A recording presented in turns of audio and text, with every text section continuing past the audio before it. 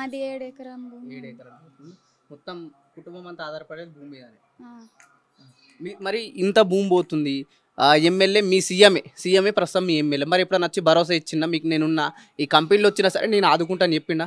ఇప్పుడు కంపెనీ వచ్చినప్పటి నుంచి అయితే అసలు రాలేడు.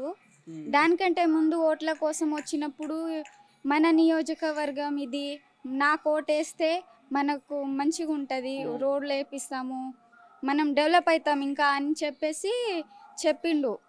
ఇంకా తర్వాత ఓట్లు వేసినాక గెలిచినాక మారిపోయింది ఇంకా ఎమ్మెల్యే సార్. ఇప్పుడు మీకు సమస్యలు ఉన్నా ఏమన్నా ఉంటే ఎవరిని కాదు ఎమ్మెల్యేని కలుస్తారా, లేకపోతే వాళ్ళ అన్న తిరుపతి రెడ్డిని కలుతున్నా? తిరుపతి రెడ్డినే వస్తుండే మాకు ఎక్కువ. ఆయన సీఎం కంటే వాళ్ళ అన్ననా తమ్ముడా ఆయననే ఎక్కువ వస్తుండే. ఇప్పుడు పట్టించుకోవడం లేదు. ఇప్పుడు కూడా ఎలక్షన్స్ అప్పుడు వచ్చిండు. మేము కూడా కొడంగల్ మన నియోజకవర్గం కదా, మన వరకు సీఎం అయితే బాగుంటది, మనోడే మన కొడంగల్ నుంచి మన ఊరు డెవలప్ అవుతుంది, గవర్నమెంట్ ఇల్లు వస్తాయి అని. మీకు ఫార్మా కంపెనీలు వస్తున్నాయి, ఎవరు చెప్పిల్లు? అధికారులు చెప్పిల్లా ఫార్మా కంపెనీలు వస్తున్నాయి మీరు భూములు ఖాళీ చేయాలని? అధికారులే చెప్పిండ్రు. ఏమని చెప్పిల్లు? ఇక్కడ ఫార్మా కంపెనీ పెడతారు, భూముల్ని ఇవ్వాలి. వాళ్ళు ఏమంటుండ్రు, ఆ ఫార్మా కంపెనీలో ఏమో ఉద్యోగాలు ఇస్తారంట. ఉద్యోగాలు ఇస్తే మిగతా వాళ్ళు ఎవరికో ఒకరికి ఉద్యోగాలు ఇస్తారు, ఒక 10,000 15,000 ఇస్తారు. కుటుంబం మొత్తం దాని మీదే ఆధారపడి ఉండలేం కదండి. మేము మాకు 7 ఎకరం ఉంది, దాంట్లో పండించుకుంటే మేము 1,00,000 పెట్టుబడి పెడితే దానికి ఎంతో కొంత వస్తుంది మాకు. ఆ వచ్చేదాన్ని మేము సంతోషంగా జీవిస్తున్నాం. అంతా సంపాదించి ఇంత పెద్ద ఇల్లు కట్టినాం. ఈ ఇల్లు కట్టి 3 years మాత్రమే అయింది. 20 లక్షలు అయింది ఇల్లు కట్టి. ఈ ఇల్లు వదిలేసి వెళ్తామా మేము? ఇప్పుడు ఫార్మా కంపెనీ అయితే భూములతో పాటు ఈ రోటి మన తాండా కూడా పోతుంది అంటారు. అంటే మీరు ఉన్న కట్టుకున్న ఇల్లు కావచ్చు, ఏదైతే దాన్ని బతుకుతున్న భూమి అన్నీ పోతుంది కదా, మరి ఎందుకు గతంలో ఎలక్షన్స్ అప్పుడు వచ్చిన వీళ్ళ నాయకులు ఎందుకు వస్తలేరంటే ఏం చెప్తావు? వాళ్ళు భయపడుతుండ్రు కావచ్చు.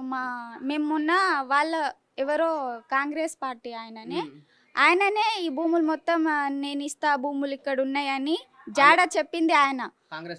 కాంగ్రెస్ పార్టీ ఆయన నమ్ముకొని మస్తు మా ఊరు ఆయన కదా, వాళ్ళ మాట వింటే మనం బాగుపడతాము అన్నట్టుగా ఓట్లు వేసినాక ఆయనకు సొంత భూమి ఉంటే ఆయన అమ్ముకోండి, కానీ మా భూముల్ని ఇచ్చే హక్కు ఆయనకి ఎక్కడిది?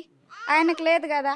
ఆయన ఏమో ఇక్కడ ఫలానా ఊరు ఉంది, అక్కడ భూములు ఉన్నాయి, వాళ్ళు ఏం చేయరు, ఆ భూముల్ని తీసుకోండి సార్ అని చెప్పేసి ఆయననే సీఎంకి చెప్పిండ్రు.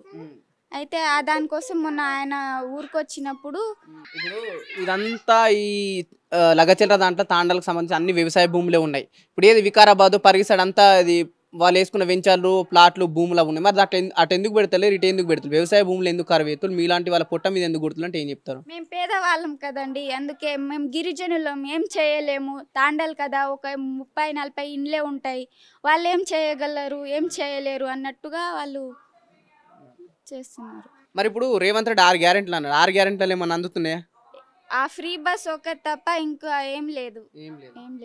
మాకు రైతు బంధు కూడా రావడం లేదు. ఇది భూముల మీద పైసలు ఇస్తుండ్రు కదా ఇప్పుడు, లోను, అది తాండా అవుతుందని ఈ తాండా వాళ్ళకి ఎవరికి ఇస్తలేరు. మాది ఇక్కడ హకీంపేట్ బ్యాంక్. ప్రభుత్వం ఏం చెప్పాలి, మీ భూములు మాకు ఇస్తే దానికి ఎంతో కొంత నష్టపరిహారం కట్టిస్తాం, మీకు వేరే దగ్గర ఇల్లు ఇస్తామని ఇట్లాంటివి ఏమని చెప్తుందా? ఏం చెప్తలేరు, అసలు వస్తలేరు. సీఎం వచ్చి చెప్పాలి కదా, మాకు ఈ ఇల్లు పోతే ఎక్కడనో అక్కడ చోటు ఇస్తాము, మీ భూములకు ఇంత ఇస్తాము అని కూడా చెప్పలేరు. జస్ట్ వచ్చి ఇప్పుడు మరి మీ ఇంట్లో ఎవరైనా మగవాళ్ళు ఉన్నారా? మా మగవాళ్ళు సిటీలో ఉంటారు. మా ఇంట్లో మామయ్య గారు చనిపోయారు, అప్పుడు మేము వచ్చినాం.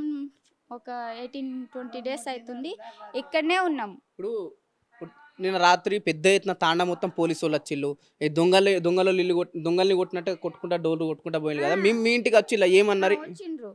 చిన్న చిన్న పిల్లలు ఉన్నారు, పనుకున్నాం. నేను మా యారలు ఇద్దరమే ఉన్నాము, అత్త లేదు, కూతురు దగ్గరికి వెళ్ళింది. వచ్చిండ్రు, దన డోర్ కొట్టిండ్రు. మెల్లగా కొట్టొచ్చు కదా, పిల్లలు ఉన్నారు, భయపడతారు కదా, మేమే భయపడినాం. ఇట్లా నైట్ టైం కాకుండా ఈ టైం వస్తే బాగుండు.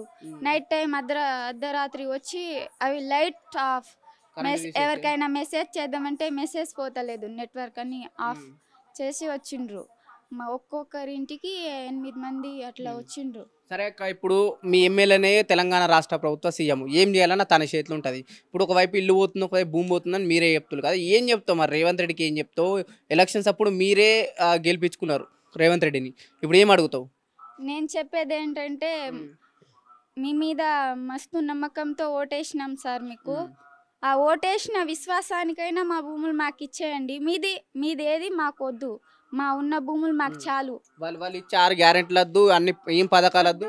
ఇవ్వకున్నా పర్లేదు, మాది మాత్రం లాక్కోకండి మీరు, అంతే.